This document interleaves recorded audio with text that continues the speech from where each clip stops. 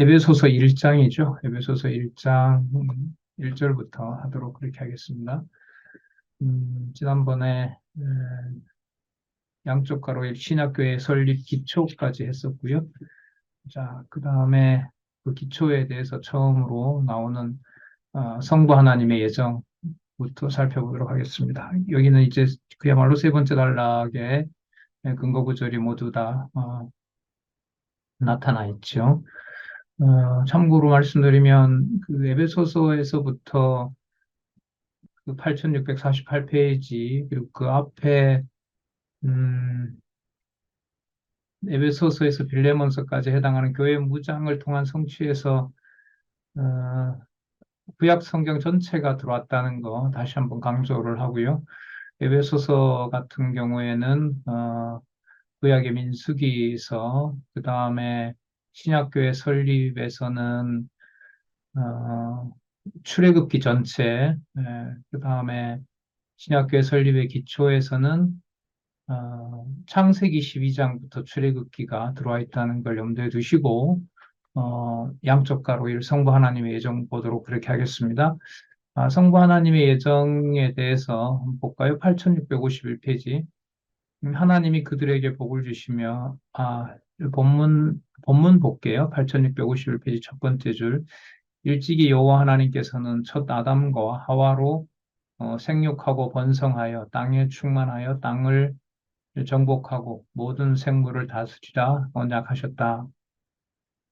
우리가 잘 아는 3대 언약, 인류 시조에게 주신 3대 언약이 성부 하나님의 예정의 이제 구약 근거라고 할 수가 있습니다.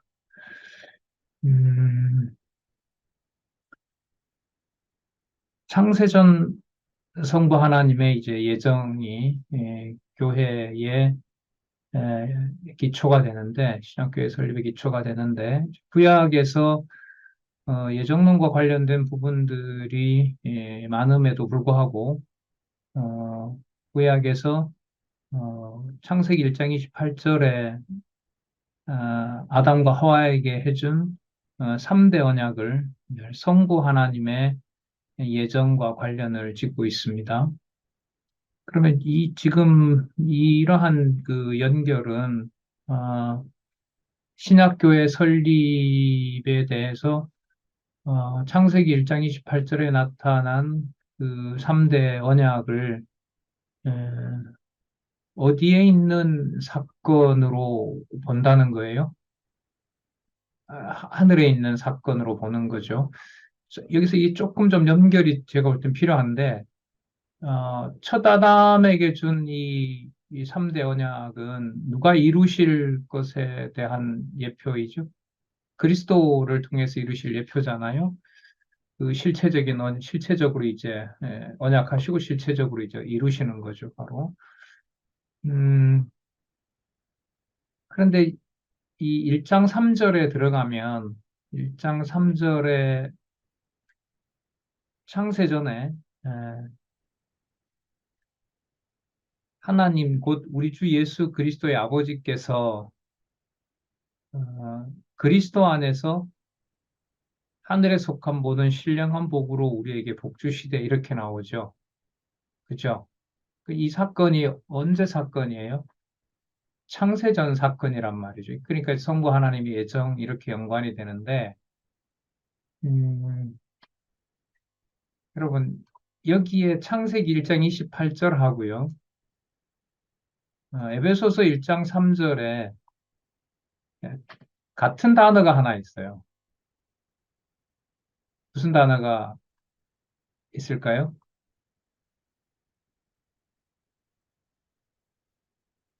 창세기 1장 28절 어떻게 시작하죠? 하나님이 그들에게 무엇을 주시며 복을 주시며 이렇게 되어 있죠. 어, 에베소서 1장 3절에 보면 무슨 낱말이 있어요? 어디에 있는 신령한 복? 하늘에 속한 신령한 복 이렇게 나오죠. 그럼 성경에 이제 아담에게 해주었던 3대 언약이라고 하는 것도 하나님께서 뭐 해주신 내용이죠? 복 주신 내용이죠. 그런데 그 복의 근원이고 또한 그 복을 누구 안에서 주신다는 말씀이 이제 곧 나와요. 그리스도. 그리스도 안에서 주신다는 말씀이 나오죠.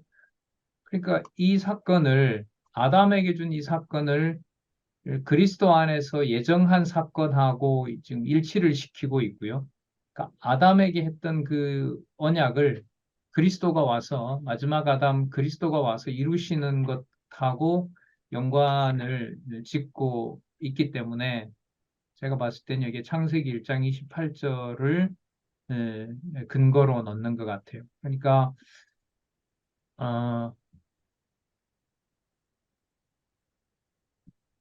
창세전에 있었던 신령한 복이 신약교회에 이루어지기 위해서 그것을 누구에게 복으로 줬다는 거죠? 아담에게 3대 아담에게. 언약으로 줬다는 겁니다. 자, 이렇게 이제 실체적인 거, 그다음에 구약, 신약, 그리고 창세전 근거 이런 구조로 이제 이해를 해야 창세기 1장 28절의 이 근거를 성부 하나님의 예정, 누구 안에서? 예, 그리스도 안에서 그리스도 이렇게 안에서. 잡을 수가 있고, 아까 공통된 그 개념은 아까 뭐라 그랬죠? 복, 신령한 복. 신령한 복 이렇게 되겠죠. 자, 보겠습니다. 그다음에 성자 하나님의 구속 한번 볼까요? 8655페이지, 8655페이지.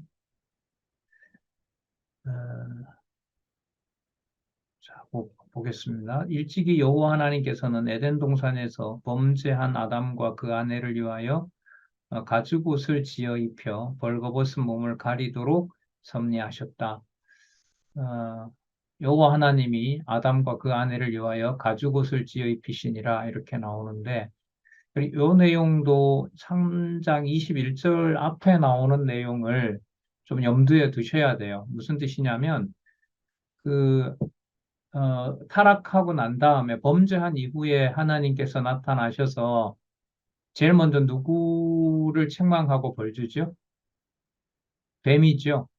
그 다음에 하와, 그 다음에 아담 이렇게 하는데 그 아담에게 하와의 그 사단에게 그 옛뱀에게 저주한 내용은 여자의 머리가 이제 상하게 한다는 거예요. 그건 이제 누구와 관련이 돼 있냐면 그 자손 언약과 관계가 돼요. 그러니까 어, 하와의 후손을 통해서 뱀의 머리를 상하게 하는 거기 때문에 에, 3대 언약 가운데 무슨 언약하고 관계가 돼요? 자손 언약하고 관계가 되고 사단을 밟을 거기 때문에 옛뱀을 머리를 상하게 할 거기 때문에 통치 언약하고도 관계가 되는 거예요. 자, 그리고 하와에게 언약을 자손 언약을 포함해서 그 언약을 전부 없앱니까? 아니면 보존하십니까? 하나님께서? 보존하시죠. 그러면 아담에게 줬던 3대 언약은 그거는 전부 거둬 가십니까? 아담의 수고를 통해서 이룬다라고 다시 확인해 주십니까? 다시 확인해 주시죠. 자, 그 상황 다음에 3장 21절에 이제 가죽옷을 지어 입혔다라고 하는 이 말씀을 이해를 하면 여기 나와 있는 대로 벌거벗은 몸을 가리도록 섭리하셨다라고 하는 것은 어, 하나님께서 언약하신 것을 취소하지 않지만 범죄한 것에 대해서는 뭐 해주신다는 거예요? 예, 가죽옷을 지어 입혀서 구속해 주신다는 거죠. 자, 그러면 가죽옷을 입혀 구속해 주신다는 사건은 지금 이 양쪽 가로 이번에 제목을 한번 보시면 누구의 구속 사건이라고 나와요? 성자 하나님의 구속 사건이라는 것하고 관계가 있어요. 그 지금 이 보시면 양쪽 가로 1번과 2번이 창세전 내용이 들어가 있고 창세기 1장 28절이 들어가 있고 범죄하는 사건이 있고 난 다음에 가죽옷을 지어 입힌다라는 게 이게 전부 논리적인 관계예요. 창세전에서 창세전에 확정되어 있고 그 복을 아담에게 줬고 아담에게 준 그 약속을 아담이 범죄했지만 다시 또 누가 하나님께서 파기하지 않고 여자의 후손을 통해서 이루신다고 하는 것을 성자 하나님의 구속과 연관을 시키고 있는 거죠. 그래서 여러분 이게 이제 논리적 연관성을 가지고 있는 겁니다. 그러니까 1번이므로 2번이다. 이제 이런 구조가 저는 생긴다고 봐요. 자, 그 다음에 성령 하나님의 인치심을 한번 볼까요? 성령 하나님의 인치심 8658페이지에 보시면 일찍이 여호와 하나님께서는 노아에게 물로 모든 생기 있는 자를 멸하지 아니할 것을 무지개로 언약의 증표를 삼도록 섭리하셨다. 창세기 9장 12절에서부터 16절까지 한번 살펴보면은요. 15절부터 보면 내가 나와 너희와 및 혈기 있는 모든 생물 사이의 내 언약을 기억하리니 다시는 물이 모든 혈기 있는 자를 멸하는 홍수가 되지 아니할지라 무지개가 구름 사이에 있으리니 내가 보고 나 하나님과 땅에 무릇 혈기 있는 모든 생물 사이에 된 영원한 언약을 기억하리라. 이거는 자손 땅 통치 언약과 관련된 것은 반드시 이루신다라는 의미에서 영원한 언약이라고 할 수 있죠. 노아의 심판을 통해서 여러분 언약을 하나님이 어, 보호 유지하셨다고 봐야 돼요? 아니면은 거의 인간의 눈으로 볼 때 다 끝장을 냈다고 봐야 돼요? 예, 어쨌든 인간적으로 말하면 이제 두 번째죠. 거의 언약의 흔적을 찾을 수가 없죠. 그죠? 자, 그런데 분명히 노아에게 하나님은 영원한 언약을 얘기하시면서 이 땅에 세 가지 언약을 반드시 내가 이루겠다는 사실을 무지개를 통해서 보여주시는 겁니다. 그래서 저는 단지 이 노아에게 한 약속을 일반은 총적인 그 하나님의 언약이다. 전 이렇게 보면은 창세기 1장 28절에 언약하신 내용을 실체적으로 그리스도와 연결을 짓는 것이 저는 끊어진다고 봐요. 그래서 노아 언약을 얘기를 할 때는 반드시 창세기 1장 28절이 나와야 되고요. 그 내용을 에베소서를 통해서 보면 언제 사건을 이미 확정짓고 있다는 거예요. 창세전에 있었던 어떤 복, 신령한 복, 이걸 이미 보여주고 있다는 거죠. 그래서 성경 개론 공부에서 이제 저는 많이 이제 놀란 게, 뭐 지금은 함께 하지 않지만은 그, 어, 우리 정성욱 그 교수요. 지금 덴버 신학교에 있는 그 친구랑 공부할 때 창세기 1장 28절에 3대 언약 이전에 복이 이미 주어졌지 이렇게 할 때 이제 제가 무슨 복을 창세전에 줘? 성경 본문을 모르니까요. 그래서 이제 그때 그 친구가 이제 창세기 에베소서 1장 3절을 봐라. 거기 복이 나와 있다 벌써. 이렇게 얘기하면서 이 성경 신학의 전제가 어디에 있다? 창세전에 있다라는 사실을 이제 되게 강조했었어요. 그런 기억이 이 창세기, 이 에베소서 볼 때마다 생각이 나는데, 하여튼, 그 흐름 속에서, 어, 노아에 대한 하나님의 언약도 뭐하고 관계가 있다? 반드시 창세기 1장 28절과 연관을 지어야 되고, 또 창세전 신령한 복, 누구 안에서 이루어진 거? 그리스도 안에서. 그래서 강론할 때도 말씀드렸죠. 그 에베소서 1장에 거의 매 문장마다 무슨 낱말이 나온다고 말씀드렸죠? 무슨 낱말이? 그리스도라는 말이 그리스도 안에서 그리스도 안에서 그리스도 안에서 여기가 계속해서 나오는 거죠. 그러면 창세기 1장 28절에 하나님께서 아담에게 했던 약속을 하나님께서 누구를 통하여 반드시 이루신다? 그리스도를 통하여 이루신다라는 사실을 이루셨다는 사실을 이제 에베소서에서 확인을 해주고 있는 거죠.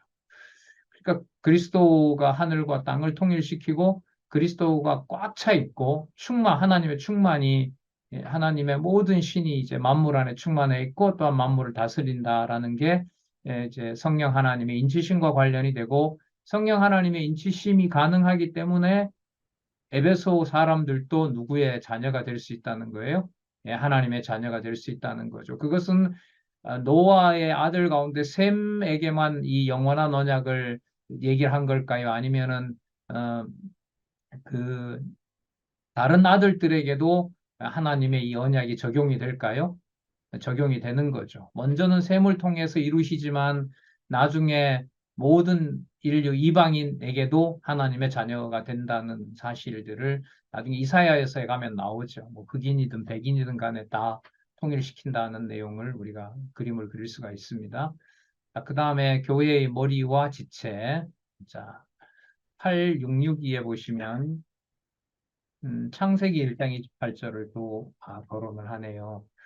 일찍이 여호와 하나님께서는 태초에 천지 만물을 창조하시고 아담과 하와로 창조하신 움직이는 모든 생물을 다스리도록 섭리하셨다. 그렇게 해서 교회가 만물류의 교회, 그 다음에 교회의 머리는 누구? 그리스도. 이런 구조로 통일을 시켰다는 거죠. 자, 이게 에베소서의 교회의 진리를 창세전에서 땅에 이루어진 이 사건을 서로 통일시키면서 바로 교회가 어느 경우에도 세상의 어떤 권력이나 어떤 정사와 권세보다가도 어떤 것이다? 예, 든든하다. 그런 의미에서 제목이 뭐가 되는 게 저는 맞냐고 보냐면 무장으로 교회의 무장을 통한 성취가 저는 맞다고 보는 거예요. 예, 무장이 들어가는 것이 바로 이 에베소서 1장 20절에서부터 23절 교회의 머리와 지체에서 그렇구나 이게 무장이구나 하는 사실을 확인할 수 있다고 봅니다. 자 그러면 신약교회 설립의 실제에 가서 한번 볼게요. 8666페이지 사무엘하 5장 1절에서부터 3절 사무엘 하면은 그 다윗을 왕 삼는 사건이 나타나는 거죠. 사울 대적자들을 모두 이제 물리치게 한 다음에 사무엘하 5장 3절에 보시면 이에 이스라엘 모든 장로가 헤브론에 이르러 왕에게 나오매 다윗 왕이 헤브론에서 여호와 앞에서 저희와 언약을 세우매 저희가 다윗에게 기름을 부어 이스라엘 왕을 삼으니라. 거기 이제 정리 한번 보시면은 일찍이 여호와 하나님께서는 이스라엘 모든 지파로 여호와의 말씀을 따라서 다윗을 왕으로 삼아 나라를 세우도록 섭리하신 사건이 있습니다. 그처럼 지상에 그리스도를 통하여 그리스도가 통치하는 그 교회 그리고 교회를 통해서 만물을 통치하신다는 사실을 이루어 주신 거죠. 자, 그다음에 양쪽 가로 1 죽은 자를 살려서 세움 볼까요? 8667페이지 보면 일찍이 여호와 하나님께서는 모세로 이스라엘 자손을 종되었던 애굽에서 구출하여 하나님의 백성으로 살아가도록 섭리하셨다. 출애굽기 이렇게 나왔습니다. 그럼 출애굽기는 의미로 보면 두 부분으로 나눠야겠죠. 먼저 어디까지? 출애굽기 18장까지 뭐 하는 사건? 자손 언약 성취 사건으로. 그리고 내 자손이 맞다는 것을 확인해 주는 것이 바로 19장에서부터 레위기까지 가지만 34장까지 무슨 언약을 주시는 거죠? 신해산 언약을 주시는 겁니다.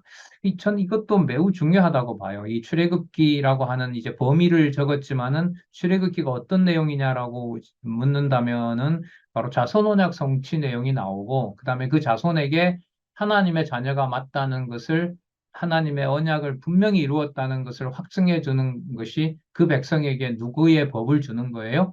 이제 하나님의 법을 주는 거죠. 그래서 그 하나님의 교회, 그리스도의 교회, 신약 교회의 설립에 있어서 에베소 사람들도 하나님의 자녀가 될 뿐만 아니라 그들에게도 신의 산 언약처럼 무엇을 주신 거예요? 하나님의 말씀을 법으로 주신 거죠. 그리스도의 법을 주셨다. 이렇게 이제 근거를 설명하면 잘 하는 거라고 봅니다. 자, 그 다음에 뭐가 볼까요? 이방인을 터위에 세움 8672페이지 일찍이 여호와 하나님께서는 이사야 선지자로 여호와를 구하지 아니하거나 찾지 아니하던 자에게 찾아냄이 되는 사실을 예언하도록 섭리하셨다. 65장 1절 재밌는 구절이 나옵니다. 나는 나를 구하지 아니하던 자에게 물음을 받았으며 질문을 받게 되며 나를 찾지 아니하던 자에게 찾아냄이 되었으며 내 이름을 부르지 아니하던 나라에게 내가 여기 있노라 내가 여기 있노라 하였노라. 너무나 참 리얼한 약속입니다. 아시는 것처럼 이사야부터 말라기에는 모형적인 언약이 어떻게 된 거죠? 다 이제 폐기가 되고 실체적 언약이 시작하는 바로 그리스도 오시는 준비가 완벽하게 이제 이루어지는 바로 그 내용들이 선지서라는 거 여러분들 다 아실 겁니다. 자, 그 다음에 신약교회 성장 볼까요? 8679페이지. 8679페이지 먼저 8679번 역대상 11장에서부터 12장 거기 한번 볼게요. 먼저 일찍이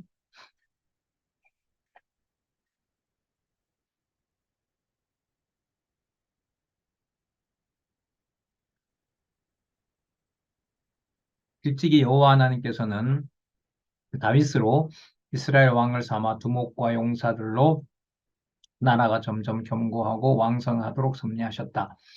그 11장과 12장에 보면 그 제목이 뭐냐 하면 왕위의 위용이에요. 왕위의 위용인데 여기에 두목들 명단이 나오고요. 용맹한 자들 명단이 나오고요. 쉽게 말하면 수많은 뭐 천부장, 뭐 30인 두목 이렇게 해서 어마어마한 군단 장수들 이름이 나옵니다. 이게 여러분 11장과 12장이거든요. 그 11장 10절에서부터 12장까지 나와 있는 다윗 왕 즉위 사건에서 왕위의 위용, 왕이 얼마나 단단한 어, 그 용맹스러운 군대들을 많이 가지고 있고 장수들을 가지고 있는지 이 내용이 역대기에 나오는데 그럼 이 내용이 여러분 그 사무엘 하에는 다윗에게 이렇게 많은 장수가 있었다는 게 사무엘 하에는 여러분 나올까요? 안 나올까요? 안 나옵니다. 이렇게 상세하게 안 나와요. 역대상은 여러분 에스라가 보통 기록했다고 하거든요. 에스라가 돌아왔을 때는 여러분 나라가 이미 망하고 바벨론 포로로 갔다가 돌아온 거잖아요. 그죠? 그러니까 포로로 갔다가 돌아와서 다윗 왕이 얼마나 다윗 왕 당시에 훌륭한 장수들이 많았는지를 기억한다? 여러분 536년에 이제 성전이 재건이 되는데 536년에 이제 성전 공사가 시작이 돼서 516년에 완공이 되잖아요. 그러면 다윗 왕으로 보면 몇 년 전 사건이에요? 500년 전 사건이거든요. 500년 전에 다윗 왕이 잘 나갔다 이런 얘기가 그 돌아와서 이제 다 폐허가 된 예루살렘 이제 성전을 세우는 것에 여러분 무슨 위로가 될까요? 안 될까요? 여러분 될 것 같아요? 안 될 것 같아요? 과거가 좋았는데 이거밖에 안 될 것 같아요. 제가 볼 때. 우리 기준으로, 우리 생각으로 봤을 때. 자, 그러면 왜 다윗 왕의 이용 사건을 역대기로 하여금 기록하도록 하느냐? 기록하도록 하느냐? 단지 과거에 좋았던 시절을 추억거리로 그렇게 얘기하려고 하는 걸까요? 아닌 거예요. 아닌 거예요. 그야말로 여러분 역대기는 누구 이름으로 시작한다고 했죠? 역대기는 아브라함 이름으로 시작해요? 아니죠. 누구 이름으로 시작한다고요? 아담 이름으로 시작합니다. 그럼 아담 이름으로 시작한다는 말은 역대기에 다윗 왕의 위용을 말하는 것이 다윗 왕에게 맞춰지는 걸까요? 아담에게 맞춰지고 이루실 아담에게 맞추는 걸까요? 그렇죠. 아담에게 했던 실체적 언약을 다윗을 통해서 이룬 것처럼 장차 마지막 아담 그리스도를 통하여 이루어질 것을 말하고 있는 거고요. 하나님께서 하나님 나라의 장군들을 통해서 다윗 왕을 통치한 것처럼 나중에 하나님 나라를 그리스도와 또 여러 요한계시록의 24장로라고 생각나세요? 예, 그 24장로들이 등장하죠. 그리고 민수기에서의 대열정비라고 생각이 나십니까? 예, 그 다 무슨 개념이죠? 군대 개념인 거예요. 그리고 여러분, 우리 교회 무장 다음에 또 뭐가 나오냐면 교회 투쟁이 나오죠. 그럼 그게 칼과 창과 그 무력으로 이렇게 싸우거나 무장하는 걸 말합니까? 아니면 전적으로 진리 투쟁과 관련된 말씀으로 말하는 겁니까? 후자인 거죠. 자, 그러면 여기 다윗 왕의 위용은 첫 번째, 다윗 왕국을 다윗이 잘라서 그런 것이 아니라 하나님께서 왕의 위용을 하나님이 준비해 주셨다는 거. 이거 기억하는 거예요. 그리고 그래서 여러분 이게 하나님 장차올 메시아에 안 맞추면 어떤 오류가 벌어지냐면 과거에는 그랬었지. 그러나 지금은 아니야. 근데 그렇게 많은 장군들이 있었는데 왜 결국은 망하게 돼버린 거야? 그래서 우리가 돌아온 상황이 이게 무슨 자랑할 거리나 있어? 이게 여러분 전부 다 누구 중심의 얘기인 거예요? 모형적인 이스라엘 중심의 평가인 거예요. 그러면 이게 기록한 목적이 맞지를 않잖아요. 그러면 에스라를 통해서 역대기의 10장과 10장, 11장, 12장, 11장과 12장에서 왕위의 이용을 말하는 것은 이제는 그림자가 아니라 어디에 있는 나라의 위용을 말하는 걸까요? 하늘에 있는 하늘 나라의 위용을 말하는 겁니다. 그러니까 누가 와서 세우실 영원한 나라, 예, 그리스도가 오셔서 세우실 영원한 나라라는 것을 가지고 왕위의 위용을 보는 거예요. 이 성경신학 저자는 제 생각에 이러한 그리스도의 영원한 통치, 만왕의 왕, 만주의 주라는 생각을 가지고 그런 안경을 가지고 역대기에 있는 다윗 왕의 위용을 보는 거예요. 그럼 그 다윗 왕의 위용 사건에서 무슨 사건을 보는 거죠? 하나님의 교회가 얼마나 든든하게 무장되는지를 해석할 수가 있는 겁니다. 미국을 여러분 천조국이라 그러거든요. 천조국이라는 말이 뭐냐면 미국이 국방비에 쓰는 돈이 천조라는 얘기입니다. 1조, 2조 이렇게 나가서 100조, 1000조라는 거예요. 어느 나라도 따라올 수가 없는 거죠. 그러면 여러분, 그러한 대규모의 그 무장을 한 나라의 규모와 그게 여러분 예를 들면 이 그림자 다윗의 경우라고 할 수가 있는 거예요. 어마어마한 그 용맹스러운 하시라도 다윗을 위해서 목숨을 바칠 용사들이 장군들이 수두룩하단 말이죠. 그럼 그게 여러분 단단한 나라라는 말일까요? 아니면 에베소서를 통해서 볼품없는 에베소 교회가 절대로 그리스도가 통치하는 나라니까 그리스도의 통치는 절대로 무너질 수 없다라는 것이 더 강하다라는 걸 말하는 걸까요? 이제 후자인 거죠. 이건 이제 믿음을 통해서 가능하다라는 거예요. 그런 의미에서 저는 역대상 11장, 12장의 이 인용은 누구에게 맞춰서 해석해야 된다? 그리스도에게 맞추어서 해석해야 된다. 자, 그렇게 일단 말씀을 드립니다. 자, 그 다음에 사도 직분의 임무 3장 한번 볼게요. 세 번째 단락, 그 세 번째 줄에 볼게요. 일찍이 여호와 하나님께서는 모세로 광야에서 이스라엘 12지파에게 각각 두령을 정하고 진지를 정비하여 광야 생활을 준비하도록 하셨다. 자, 이게 바로 사도직분의 임무와 관련이 됩니다. 너무나 잘 아시는 거예요. 민수기 1장에서부터 9장 광야 생활의 준비인데 1장에서부터 4장까지 무엇의 정비라고 나올까요? 대열의 정비. 여러분 그러면 글쎄 이 저자가 이것까지 생각을 하셨는지 아닌지는 모르겠는데 아까 역대기 11장, 12장의 왕임의 위용과 시간으로 보면 시간으로 보면 먼저 있었던 일이지만 의미로 보면 12지파가 그 기록에 보면 뭐 칼도 한 자루도 없어요. 거의 그냥 나오다시피 했기 때문에 그냥 오합지졸로 보여요. 그런데 지금 이 민수기 1장에서부터 4장 내용을 보면은 이스라엘 이 백성들을 뭐라고 불러요? 군대라고 부릅니다. 군대라고 불러요. 그래서 지금 이 민수기 1장에서부터 4장까지 제목이 뭐로 붙어 있어요? 대열의 정비 이렇게 나와 있는 겁니다. 그러면 여러분 실체적인 의미에서 교회에 말씀을 전하고 서로 말씀을 나누고 그 다음에 거기에 체제가 생기고 각자 하나님께서 주신 그 직분을 맡고 은사를 맡겨 주시고 12지파에게 각각 자기 임무가 있는 것처럼 그렇게 대열 정비한 것이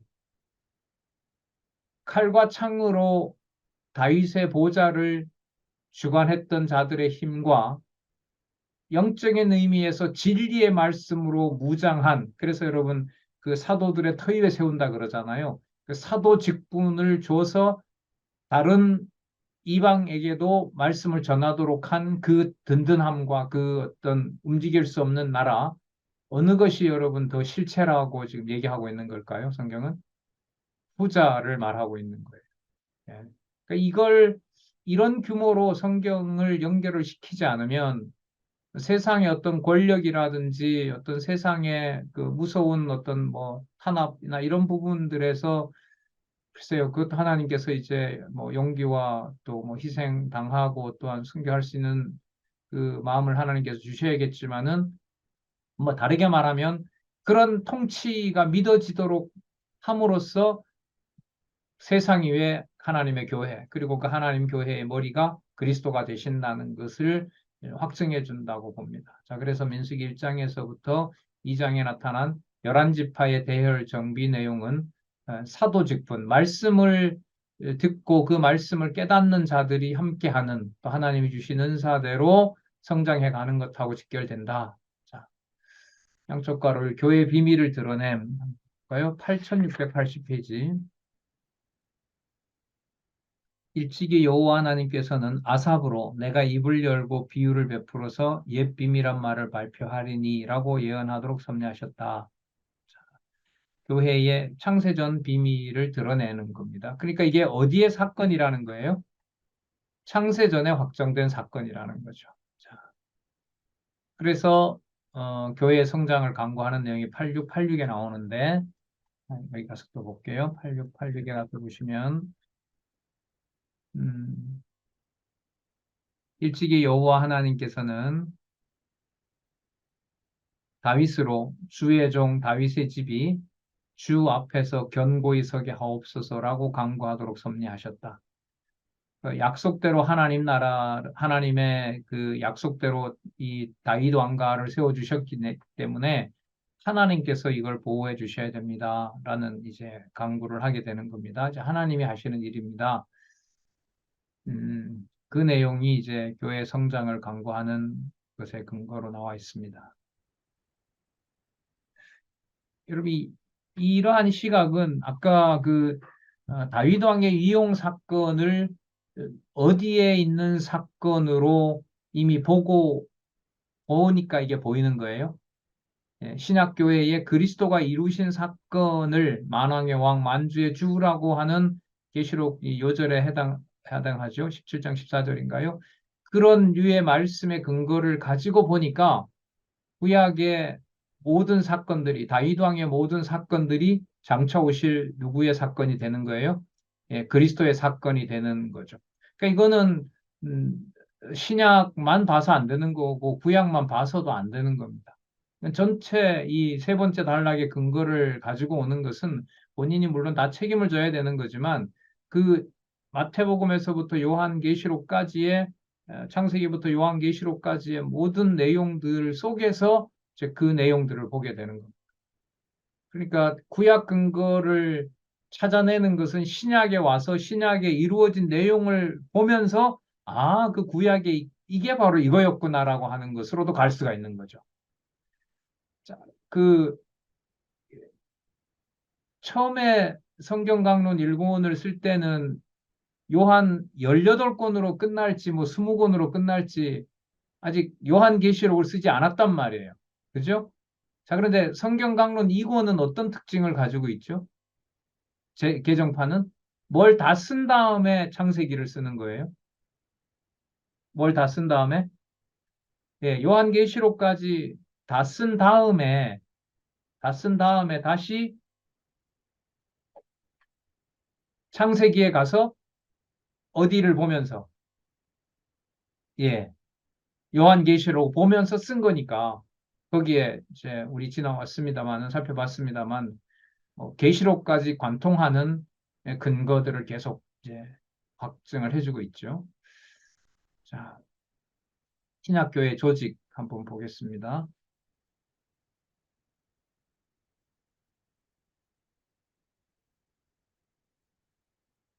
음, 일찍이 여호와 하나님께서는 8690입니다.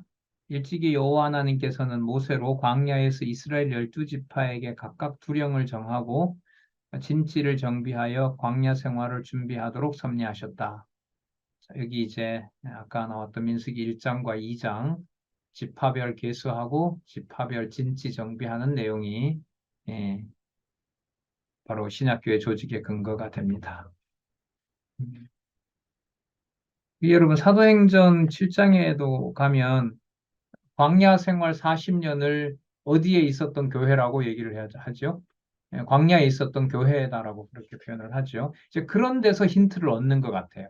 이 구약을 그리스도 사건으로 다 이제 명제로 보면 모세의 율법과 선지자의 시편에서 그리고 너희들이 성경에서 영성을 얻는 줄 알고 상고하거냐 이런 구절에서 명제적으로 힌트를 얻지만은 성경 본문에 이제 예를 들면 들어가서 사도행전 같은 경우에 거기 나오는 바로 광야의 이스라엘 백성들의 40년 그 생활이 그냥 그렇고 그런 생활이 아니라 무엇이었다? 교회였다. 이제 그런 부분들이 교회와 관련된 것을 탁 열어주는 어떤 그런 힌트가 될 것 같아요. 그거는 뭐, 그냥 쓱 읽어가서 될 문제는 아니죠. 이제 하나하나 이제 강론지 성경 주석을 해야 되기 때문에 이제 한 개념 한 개념 보다가 보면 그게 이제 연결이 되고 또 전체 구조를 이미 가지고 강론집을 써가니까요. 예, 그렇게 보이지 않았나 이런 생각이 듭니다. 자, 그 다음에 성령의 하나로 통일함 볼까요? 8691페이지. 일찍이 여호와 하나님께서는 다니엘 선지자로 열왕의 때에 열국을 멸하고 영원히 망하지 않는 한 나라를 세우실 것을 언약하셨다. 자, 여기서 아, 성령이 하나로 통일한다라는 이 사건의 근거를 영원한 나라가 이미 다니엘을 통해서 어떻게 됐다? 확정되어 있다라는 것을 근거로 들고 있네요. 이런 부분은 참 재밌죠. 여러분, 이 지금 다니엘에게 보여준 이 계시는 어디에 있는 나라예요? 예, 하늘에 있는 나라죠. 그래서 이 다니엘 강론할 때 말씀드렸는데, 그럼 다니엘이 지금 뭐로 잡혀와 있어요?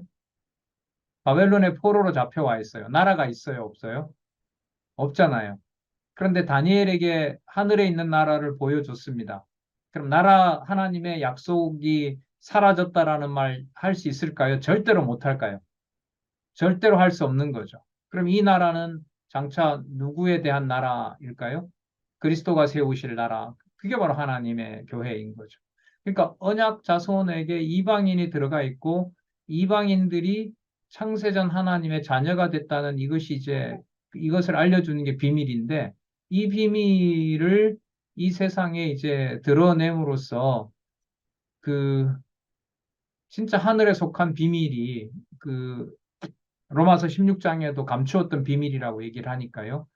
그게 이제 완전히 드러나는 거죠. 그래서 다윗 왕의 장군들과 교회의 은사대로 직책을 맡는 것은 분리될 수가 없는 사건인 겁니다. 다윗의 사건 어디까지나 그림자고 신약교회가 하늘에 속한 영원한 천국의 바로 실체가 된다고 할 수가 있게 실체로 이제 계시가 되는 거죠. 그게 여러분 4장 7절에서부터 16절까지 은사대로 직책을 맡기심 이렇게 나옵니다. 세 번째 단락 볼까요? 8694페이지. 일찍이 여호와 하나님께서는 다윗 왕으로 12지파 이스라엘 12지파 자손에게 여러 가지 임무를 따라 각각 직책을 맡기셨다. 그 25장은 여러분 그 레위 지파의 직무를 정비하고요. 26장도 마찬가지고요. 뭐 문지기 반차, 문을 지키는 거, 하나님 정과 성물 곡간 맡은 레위 사람들, 레위 지파와 관련된 게 나오고요. 27장도 나오죠. 27장은 여러분 역대기의 역대상의 제목이 재미있어요. 통치 임무를 정비하는 거예요. 통치 직무를. 그러니까 정비가 두 가지인데 왕국을 재정비하는데 어느 지파와 무엇? 레위 지파를 통해서 하나님 섬기는 거, 그 다음에 무슨 직무 정비함? 통치 직무 정비함. 그러면 이 교회가 여러분 이게 분리될까요? 안 분리되지 않을까요? 그리스도의 제사직이 레위 지파인 제사장직도 가지고 계시고 또 왕직도 가지고 계시잖아요. 그럼 성령께서 오셔서 그리스도가 통치하도록 하는 이 교회는 뭐와 뭐가 분리가 안 돼요?